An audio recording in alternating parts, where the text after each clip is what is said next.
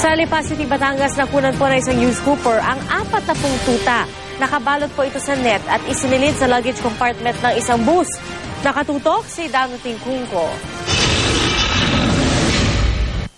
Kuha ito ng news scooper na si Eunice habang nasa terminal ng Jamliner bus sa Lipa City, Batangas. Hindi raw bababa sa 40 tuta ang nakasilid sa dalawang net na maya-maya ipinasok ng dalawang lalaki sa loob ng luggage compartment ng bus na biyaheng pa Buendia Avenue sa Pasay City. Sa gilid ng pinto ng lalagyanan, may inilagay pang basahan para pasukan ng loob nito ng hangin. Iniimbestigahan na ng pamunuan ng Jamliner ang insidente. Inaalam na rin nila ang kalagayan ng mga tuta. Ang nagdala raw kasi sa mga ito, bumaba sa bus bago mag-Buendia Avenue. Pero giit ng kumpanya, ipinagbabawal nila ang pagsasakay ng mga hayop sa kanilang mga bus.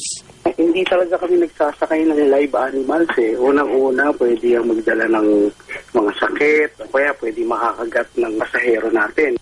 Humingi na rin sila ng paumanhin sa publiko.